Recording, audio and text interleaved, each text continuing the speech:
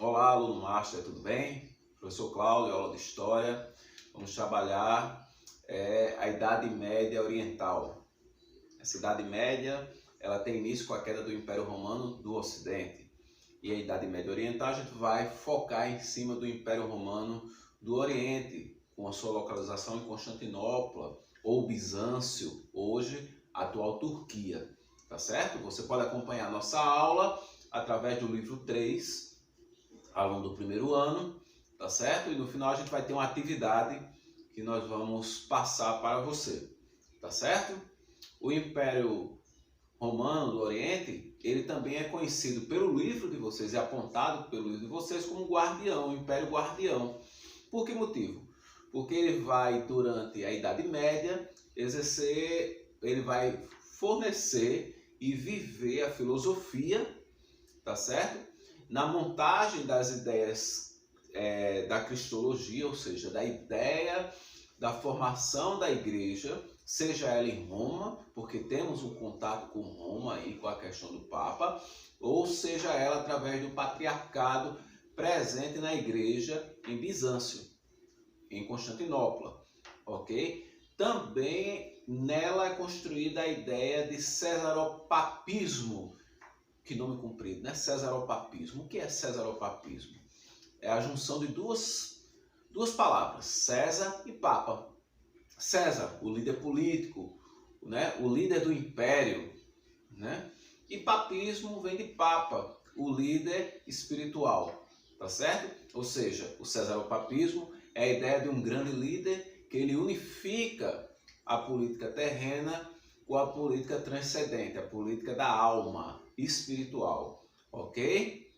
Então, cesaropapismo é um título religioso e político, tá certo? O que o Império de Constantinopla, ele também é guardião? Como eu já falei antes, o direito grego, né? Principalmente exercido no Império de Justiniano. O Império de Justiniano ele vai durar de 527 a 565 depois de Cristo, né? Qual é a maior obra do direito aí no governo de Justiniano? O maior legado desse direito grego? Nós temos as obras jurídicas, a obra jurídica medieval, o Corpus Juris Civilis, né? O corpo jurídico civil inventado nesse período, e ele é dividido em 4 partes: o Código, o Digesto, as Institutas e as Novelas, tá certo? Então, se você tiver curiosidade sobre esses 4 elementos, você tem vontade de fazer a aula de Direito, você pode pesquisar e você vai encontrar o significado e o aprofundamento desses 4 termos aí do Corpus Juris Civilis, tá certo?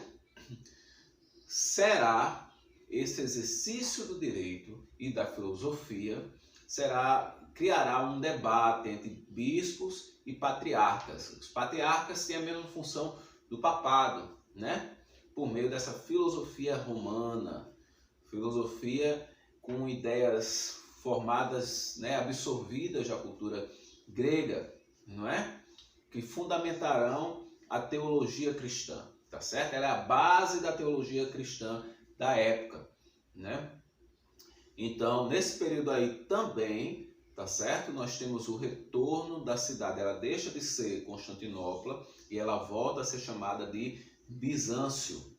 Nós temos a discussão sobre os rumos da fé cristã entre os papas em Roma, nesse período aí. Lembre que Roma era a capital do Império Romano do Ocidente, que já não existe mais, tá certo? E os patriarcas ali em Bizâncio, não é? E aí nós temos também, durante essas discussões entre os papas e os patriarcas, o surgimento do que a Igreja Católica chamará de heresias orientais, tá certo? E o livro de vocês, ele vai trazer 4 heresias vistas assim pela Igreja Católica, né, produzida pela igreja que hoje nós chamamos de Igreja Ortodoxa, surgida ali no Império Bizantino, ok? Qual é a primeira heresia? O arianismo, né? Inventada por por Ário, né? Que diz que Jesus não era Deus. Então, isso aí foi fortemente rebatido pela igreja, a Igreja Católica Romana, tá certo? E sustentado pelos patriarcas, por um grupo de patriarcado. A outra heresia, né, colocada, apontada assim como heresia, seria o nestorianismo, né, de Nestório, que nega a humanidade de Jesus. Diz que a humanidade de Jesus ofusca o caráter divino. Eles aproveitam e também negam o título de Mãe de Deus para a Virgem Maria. Então, se você é católico, você sabe que a Igreja Católica, através do papado, ela acredita que Maria é a Mãe de Deus, não é? Então, nós vemos aí um conflito entre as lideranças patriarcais do Império Bizantino, né, da Igreja no Império Bizantino, e o papado, a liderança papal, não é, em Roma. Continuando, nós temos uma outra heresia chamada monofisismo. Eita, palavra difícil, né? Monofisismo, de Cirilo. Ele afirma a identidade entre o Pai e o Filho, confirmando haver a natureza divina de Jesus, e apenas divina, não aceitando a parte física, carnal de Cristo, tá certo? Sobre a terra, na sua visita sobre a terra, né?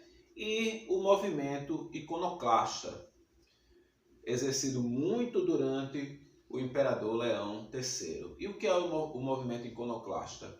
A Igreja Ortodoxa, ela não tem adoração a santos. E esse movimento iconoclasta, ele vai visitar as igrejas e vai destruir as imagens, alegando que a presença dessas imagens seria uma forma de idolatria. Também será combatido e visto como heresia pela Igreja Romana. Ok? Vamos seguir adiante. Quando, ao término do Império no Ocidente, o Império do Oriente, em Bizâncio, ele se reorganiza e ele tenta restaurar a antiga glória do Império Romano. Então, através de Constantinopla, o Bizâncio, não é? Os imperadores, eles vão fazer um processo expansionista do Oriente para o Ocidente, tá certo? Eles tentam recriar a antiga glória do Império Romano, né? Contra os bárbaros. Quem são os bárbaros que estão ali no Mediterrâneo e que foram responsáveis pela queda do Império Romano do Ocidente? Nós temos os ostrogodos na Itália, e o Império Bizantino ele vai ter sucesso contra esses povos ali na Península Itálica. Eles vão ter sucesso contra os vândalos no norte da África e contra os visigodos, né, em parte da Península Ibérica. Isso aí faz parte do processo rumo à ocidentalização, né? A reconquista de todo o território e tentativa de reunificação de todo o território que pertencia ao antigo Império Romano, tá certo? Os principais generais do Império Bizantino que estarão na frente desta movimentação expansionista serão Belisário e Narse. Eles organizarão exatamente essas frentes militares de reconquista desses territórios. Serão muito bem sucedidos. O resultado é que nós veremos, não é, uma tomada de investimento nesse sentido aí de fortalecimento do exército. Essa tomada de investimento, obviamente, nós temos um aumento de impostos, né, em todas as regiões que são cobertas ou são dominadas pelo Império Bizantino. O resultado, e própria Bizâncio, a população terá um aumento na sua cobrança de impostos, né? Isso gerará um desafeto no governo Justiniano, né, por conta dos elevados gastos das campanhas de guerra, tá certo? Agitações e levantes serão comuns nesse período, e essas agitações e levantes, até em Bizâncio, será conhecida como a Sedição de Mica, né? E que será, pelo governo de Justiniano, duramente reprimida. Haverá um massacre. daqueles que se levantam contra essa cobrança excessiva de impostos, justificada pela campanha de guerra de recriação do Império Romano, tá certo? Essas pessoas, principalmente em Bizâncio, elas vão se abrigar quando as tropas vierem oprimir, matar, não é, os revoltosos, na igreja de Santa Sofia. E essa igreja será completamente destruída, como exemplo, né, do poder de Justiniano. Logo depois, arrependido, ele manda reconstruir o templo de Santa Sofia, né, e ele é o mais suntuoso templo cristão do Império Bizantino naquela localidade. Tá certo? Vamos adiante, né?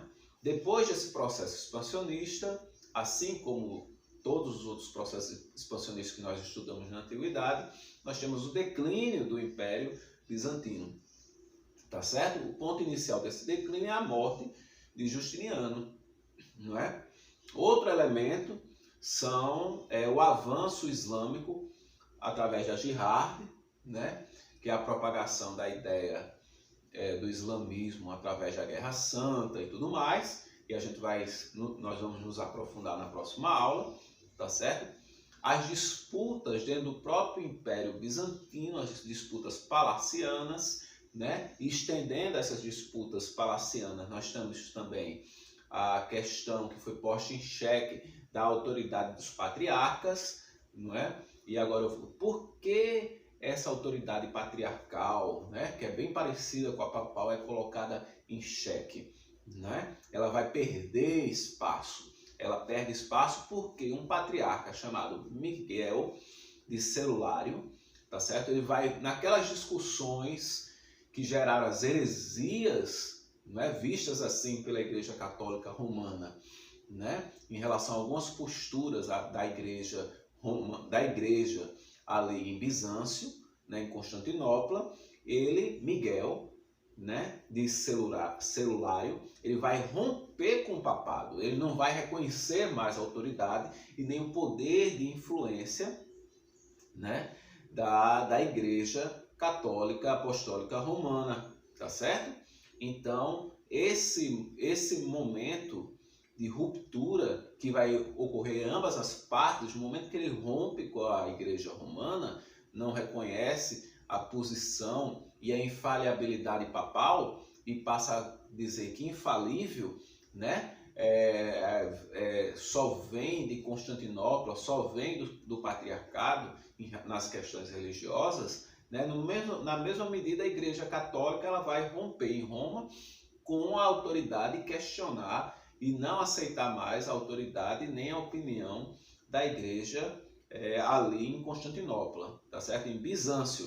E esse ocorrido é datado de 1054, não é? E é conhecido como o Grande Cisma do Oriente. Exatamente a separação da igreja, surgindo aí duas igrejas principais, né, cristãs, que é a igreja Católica Apostólica Romana, com sede em Roma, com o Papa, com a figura do Papa, e a Igreja Ortodoxa Grega, com sede em Bizâncio, Constantinopla, né, com a figura do patriarca, que ele é eleito, nomeado pelo imperador, não é? E nesse processo aí há um desgaste da figura do patriarca e há automaticamente um desgaste da figura do imperador, ok? Então, esse desgaste gera um enfraquecimento do poder político, não só do patriarca, mas também do imperador. Em 1453, não é? Esse desgaste e as invasões islâmicas através da jihad, não é? Levam a queda, né, de Constantinopla, e que esse marco aí, em 1453, a queda direcionada pelas tropas islâmicas, né, do sultão Maomé II, são classificadas, são nomeadas pela história como o fim da Idade Média. É o marco principal do término da Idade Média é exatamente a invasão, né, do sultão Maomé I a Constantinopla. A queda de Constantinopla é o fim da Idade Média e o início da Idade Moderna. Meus queridos, a sociedade árabe, o islamismo e tudo mais ficará para a nossa próxima aula, tá certo? Um forte abraço, até a nossa próxima aula. Tchau, tchau!